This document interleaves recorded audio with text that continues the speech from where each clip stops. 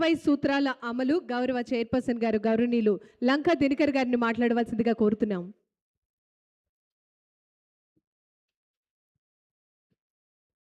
సభాయ నమః. వేదిక మీద ఆశీనులైనటువంటి organic farming certified authority chairman Dattu గారికి, అలాగే స్వచ్ఛంద కార్పొరేషన్ చైర్మన్ పట్టాభి గారికి, ముఖ్యంగా ఈ యొక్క కార్యక్రమానికి కర్త కర్మక్రియగా వ్యవహరించినటువంటి జిల్లా కలెక్టర్ లక్ష్మీ షా గారికి, జాయింట్ కలెక్టర్ ఇలాకియా గారికి, అదేవిధంగా ఈ కార్యక్రమానికి వెన్నంటి వారి యొక్క సహకారాన్ని అందిస్తున్నటువంటి శ్రేష్ మీడియా వారికి, ఈ కార్యక్రమానికి విచ్చేసినటువంటి హోటల్ అసోసియేషన్ సంబంధించినటువంటి పెద్దలు స్వామి గారికి, ఛాంబర్స్ సంబంధించినటువంటి వ్యాపార రంగానికి సంబంధించినటువంటి వారికి సేవలు అందిస్తున్నటువంటి పొట్లూరు భాస్కర్రావు గారికి, ఇతర అధికారులకి, అదేవిధంగా ఈ కార్యక్రమానికి విచ్చేసినటువంటి రైతు సోదరులందరికీ కూడా నమస్కారాలు తెలియజేస్తూ, ముఖ్యంగా 2014 తర్వాత గౌరవ ముఖ్యమంత్రి నాడు చంద్రబాబు నాయుడు గారు తీసుకున్నటువంటి ఒక ప్రతిజ్ఞ లాంటి కార్యక్రమము ప్రకృతి సేద్యం. దురదృష్టంతో 2019-24 మధ్య అప్పుడున్నటువంటి ప్రభుత్వం అటకెక్కిచ్చినటువంటి పరిస్థితి. అయితే మళ్ళీ 2024లో డబుల్ ఇంజన్ సర్కార్, కేంద్రంలో ప్రధానమంత్రి నరేంద్ర మోడీ గారు, రాష్ట్రంలో ముఖ్యమంత్రి చంద్రబాబు నాయుడు గారు ఏదైతే భారతదేశంలో zero budget natural farming, organic farming ఏదైతే ఉందో, ఇవాళ ప్రకృతి సేద్యం అంటున్నామో, వికసిత భారత్ సాధించాలంటే ఆరోగ్యవంతమైనటువంటి ప్రజలతోటి ఈ యొక్క దేశాన్ని అభివృద్ధి చెందిన దేశంగా తీర్చిదిద్దాలని ప్రధానమంత్రి నరేంద్ర మోడీ గారు ఆంధ్రప్రదేశ్ని స్వర్ణాంధ్రప్రదేశ్గా తీర్చిదిద్దాలని, అంటే ఆంధ్రప్రదేశ్ని తీర్చిదిద్దాలని గౌరవ ముఖ్యమంత్రి చంద్రబాబు నాయుడు గారు ప్రకృతి సేద్యాన్ని ప్రోత్సహిస్తున్నటువంటి విధానాన్ని ఒకసారి చూసినట్లయితే, ముఖ్యంగా అదే స్ఫూర్తితో మేమందరం కూడా పనిచేస్తూ ఉన్నాము. 2025 జనవరిన మొట్టమొదటిసారి మా కార్యాలయంలో సేవల దత్తు గారు అప్పుడే organic farming, natural farming certification authority చైర్మన్గా నియమితులైన తర్వాత ఆయన ఆహ్వానించి ఏ విధంగా ఈ కార్యక్రమాన్ని ముందుకు తీసుకెళ్లాలి అనేటటువంటి ఉద్దేశంతో చర్చలు జరగడం జరిగింది. తర్వాత 2025 జనవరి 21వ తారీఖున వారు, నేను కలిసి అత్తలూరి ఆర్గానిక్ ఫార్మింగ్కి సంబంధించి విజిటింగ్కి వెళ్ళడం జరిగింది. అక్కడ రైతులని ఇంటరాక్ట్ కావడం జరిగింది. ఏదైతే కొన్ని అపోహలు ఉన్నాయో, ఏదైతే న్యాచురల్ ఫార్మింగ్లో కాస్ట్ అనేటటువంటిది చాలా ఎక్కువగా ఉంటుంది, ఈల్డ్ తక్కువగా ఉంటుంది అనేటటువంటి అపోహల్ని పటాపంచలు చేస్తూ అక్కడ ఉన్నటువంటి రైతులు, ముఖ్యంగా 650 ఎకరాలు ప్రకృతి సేద్యం చేస్తున్నటువంటి రైతులు ఎవరైతే ఎఫ్పిఓగా అత్తలూరి ఆర్గానిక్ ఫార్మింగ్కి కనెక్ట్ అయ్యారో, 650 మందిలో కూడా 90% ఎస్సీ సామాజిక వర్గానికి చెందినటువంటి వాళ్ళు, లెస్ దాన్ 1 ఎకర్ ఉన్నటువంటి వాళ్ళు దానిలో మిళితమయ్యి అద్భుతమైనటువంటి ఫలితాలు సాధిస్తున్నటువంటి ఉదాహరణని మేము చూసిన తర్వాత, రాష్ట్ర వ్యాప్తంగా ఏదైతే 20 సూత్రాల కార్యక్రమాల అమలు చైర్మన్గా సమీక్షలు నిర్వహిస్తున్నామో జిల్లా కలెక్టర్లతో, ప్రతి ఒక్క జిల్లాలో కూడా ప్రకృతి సేద్యాన్ని అత్యంత ప్రాధాన్యత అంశంగా తీసుకొని మేము సమీక్షలు నిర్వహించడం జరిగింది. ఆశ్చర్యకరమైనటువంటి ఫలితాలు, చాలా వెనకబడిన ప్రాంతాలుగా కనపడుతున్నటువంటి అరకు, పాడేరు లాంటి ప్రాంతాల్లో చాలా గరిష్ట స్థాయిలో ఆర్గానిక్ ఫార్మింగ్ జరుగుతూ ఉంది. పార్వతీపురం లాంటి ప్రాంతాల్లో ఆర్గానిక్ ఫార్మింగ్ జరుగుతుంది.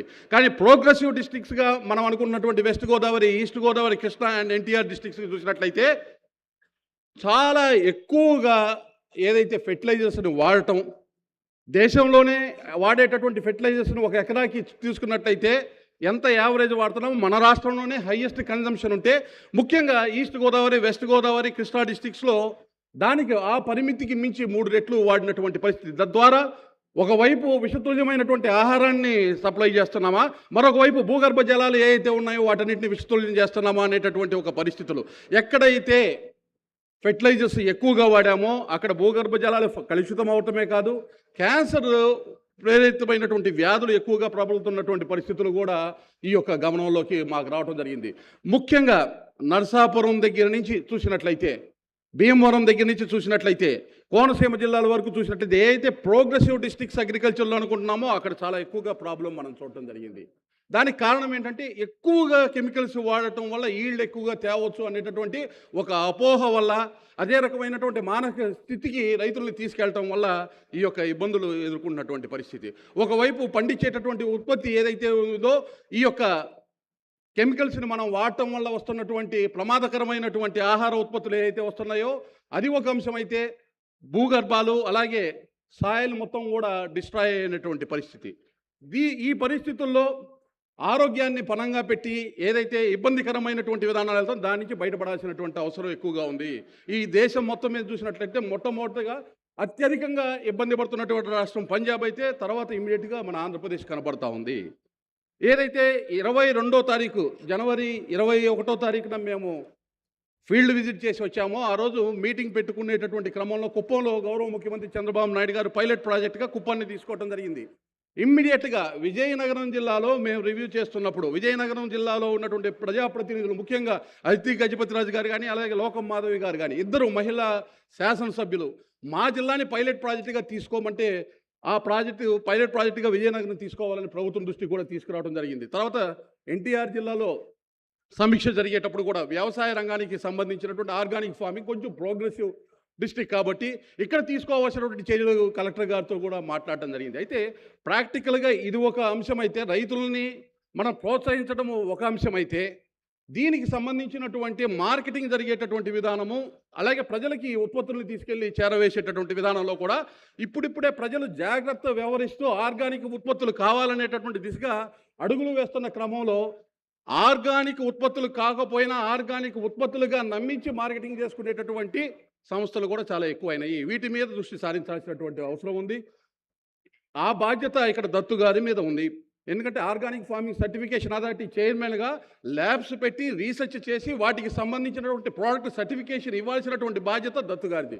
కాబట్టి దానికి కావాల్సినటువంటి మౌలిక సదుపాయాలు, దానికి కావాల్సినటువంటి నైపుణ్యత, దానికి కావాల్సినటువంటి అధికారులు, దానికి కావాల్సినటువంటి సమాచారాన్ని సమయుత్తపరచుకోవాల్సినటువంటి అవసరం స్పష్టంగా ఉందని తెలియజేస్తూ, ఒకవైపు కేంద్ర ప్రభుత్వం 2025-26 ఆర్థిక సంవత్సరానికి 450 కోట్ల పైగా ఆర్గానిక్ ఫార్మింగ్ని ప్రోత్సహించాలని బడ్జెట్లో ఇవ్వడం జరిగింది. ఆంధ్రప్రదేశ్ ప్రభుత్వం కూడా 160 కోట్ల రూపాయల వరకు 2024-25-26 సంవత్సరానికి ఇవ్వడం జరిగింది. 26-27 సంవత్సరానికి దేశ బడ్జెట్ 1,16,000 కోట్లలో ఏఐ ద్వారా ఆర్గానిక్ ఫార్మింగ్కి కావాల్సినటువంటి సేవలు అందించడానికి కేంద్ర ప్రభుత్వం నిర్ణయం తీసుకుంది. అదే అడుగులో ఆంధ్రప్రదేశ్ ముఖ్యమంత్రి చంద్రబాబు నాయుడు గారు రీసెంట్గా ప్రవేశపెట్టినటువంటి బడ్జెట్లో ప్రత్యక్షంగా అపరోక్షంగా 50,000 కోట్ల రూపాయల వరకు వ్యవసాయ ఉత్పత్తులకి సంబంధించినటువంటి అంశాల్లో ప్రోత్సహించేటటువంటి విధంగా కేటాయింపులు చేస్తూ వారు కూడా నిర్ణయం తీసుకున్నారు. ఆర్గానిక్ ఫార్మింగ్కి సంబంధించి ఆర్టిఫిషియల్ ఇంటెలిజెన్స్ని వినియోగించుకోవాలనేటటువంటి దానిలో, సాంకేతికతను వినియోగించుకోవాలనేటువంటి అంశంలో గౌరవ ముఖ్యమంత్రి చంద్రబాబు నాయుడు గారు కూడా చాలా వేగంగా